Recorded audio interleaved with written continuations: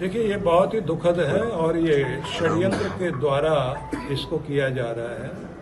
और इसका मतलब ये है कि वे लोग केवल मात्र कोई विरोध करने के लिए ऐसा नहीं कर रहे हैं। ये भारत की अस्मिता को चुनौती दी जा रही है, जो सिर्फ दुखद ही नहीं है, ये हमारे लिए, राष्ट्र के लिए भयंकर चुनौती है, जिसके लिए कानून सम्मत उनकी चिकित्सा होनी चाहिए। इस चुनौती से कैसे निपटा जा सकता है? जो आप चिकित्सा की बात कर रहे हैं, उसका क्या रास्ता है? क्या पाकिस्तान के साथ जो चिकित्सा हुई थी वही चिकित्सा, या फिर आप कुछ और करना चाह रहे हैं? देखिए, ये तो सर्जन को अपने ढंग से देखना पड़ेगा कि उसके पास में कौन कौन से औजार है और क्या क्या चिकित्सा हो सकती है। तो बहुत अच्छे अच्छे सर्जन हमारे पास में हैं, जिन्होंने कश्मीर जैसी समस्या को शांत कर दिया, तो बंगाल की समस्या को भी उस तरह से करेंगे कि वो भारत की एक बहुत बड़ी शक्ति जैसे बना रहा है, आगे और भी बड़ी शक्ति बन सकेगा, ऐसी आशा हम लोग करते हैं। गुरुजी, एक आपने कहा कि आप चमत्कार को नहीं मानते हैं, लेकिन अगर आप दूसरी तरफ आएंगे तो बाबा बागेश्वर धाम है जो पर्चा निकालते हैं और उनका ये चमत्कार देखने लोग आते हैं और उन पर भरोसा करते हैं। बाबा बागेश्वर जो है चमत्कार नहीं करते, वो एक विद्या है उनकी, जो प्राचीन भारत की विद्या है। उस विद्या के माध्यम से उपचार करते हैं, लोगों को एक शक्ति देते हैं, लोगों का मनोबल बढ़ाते हैं, और वो ये चेष्टा करते हैं कि जो लोग किसी भी प्रकार से निराश है वो निराश ना हो, और अपने हनुमान बाबा के प्रति भी अपनी श्रद्धा और विश्वास रखें। और उसी आधार पर वो ये भी बताते हैं कि मेरा विश्वास और मेरी भक्ति जो मुझे यहाँ तक लेकर आई, तो तुम्हें भी वहाँ तक ले जा सकती। आपने ईरान और इराक की लड़ाई की बात की, तो यहाँ पर आपने बताया कि शिया और सुन्नी है वो एक दूसरे को देखना नहीं चाहते। भारत में सारे लोग हैं, लेकिन जब आप कश्मीर और यहाँ आएंगे तो ज़्यादातर पड़ोसी मुल्क जो पाकिस्तान है, वहाँ से आतंकवादी भारत में यहाँ पे आतंकवाद फैलाते हैं, उनको लेकर क्या कहेंगे?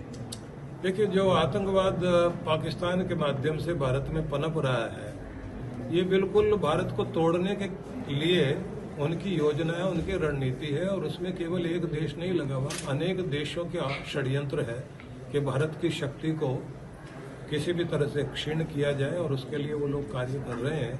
तो ये एक अघोषित युद्ध है, यह कोई एक मजहबी लड़ाई नहीं है, ये अघोषित युद्ध है जो भारत के विरुद्ध लड़ा जा रहा है। और उसको धर्म का या मजहब का जामा पहना करके कुछ लोग, कुछ युवकों को इस तरह से प्रयोग कर रहे हैं कि वो आत्मघाती दस्ता बन करके और भारत में इतना भयंकर कांड करते हैं। तो सीधी सी बात है कि ये युद्ध का एक ढंग है उनका, और ये उनकी रणनीति है। गुरु जी, आप जैसे यहाँ पे स्कूल और संस्कार केंद्र खोलना चाहते हैं, कई राजनीतिक लोग हैं जो ये प्रश्न उठाते हैं कि मंदिर और जो स्कूल, मंदिर की जगह स्कूलें और अस्पताल बननी चाहिए, तो क्या आप उनकी इन बात पे सहमति जताते हैं? हर मंदिर के साथ में कोई न कोई डिस्पेंसरी मिलेगी आपको, और अन्न क्षेत्र मिलेगा, अन्य सेवा के कार्य करते हुए आप देखेंगे। मंदिर जिस तरह से समाज में सहयोग और सेवा के कार्य कर रहे हैं, वो तो अपने आप में स्तुत्य है। इसलिए अलग से कोई हॉस्पिटल बनाए और मंदिर हटा करके बनाए, बात वो नहीं है। मंदिर अपना कार्य कर रहे हैं। पूरे देश में अगर आप देखेंगे तो मंदिरों के अंदर इतनी डिस्पेंसरियां, इतनी तरह के सेवा कार्य चल रहे हैं। तो इसलिए हॉस्पिटल का नाम लेकर के मंदिर का विरोध नहीं होना चाहिए। एक मेरा आखिरी सवाल है, पश्चिम बंगाल में चुनाव है, लेकिन कई बार वहां से खबरें आती हैं जहां पर सनातन और हिंदुओं के साथ मारपीट और उनके साथ दुर्व्यवहार की घटना आती है पश्चिम बंगाल में, और बार बार कहा जाता है कि सरकारें भी कहती हैं कि वहाँ की सरकार इस पर एक्शन नहीं ले रही है। क्या कहेंगे आप इस पर? एक्शन तो लेना ही पड़ेगा। अगर एक्शन नहीं लेंगे तो ये बात हमेशा ध्यान रख लीजिए कि बहुसंख्यक समाज जिस तरह की स्थिति में है, तो चंदन को भी ज्यादा अगर आप रगड़ेंगे तो अग्नि तो उसमें से भी प्रकट हो जाती है। भारत की एकता, अखंडता बनाए रखने के लिए जो भी अराजक तत्व है उनके ऊपर एक्शन होना चाहिए। भारत के हिंदुओं को, भारत सरकार को विशेष रूप से अब कुछ कदम उठाना चाहिए। हमारे भाई हिंदू परिवार कुछ दूरी पर बगल के पड़ोसी देश में मर रहे हैं, जल रहे हैं। यदि अभी हिंदू उनके काम नहीं आया तो हिंदू एकता किसी काम की नहीं है, चाहे गोपनीय तरीके से अथवा ओपन तरीके से।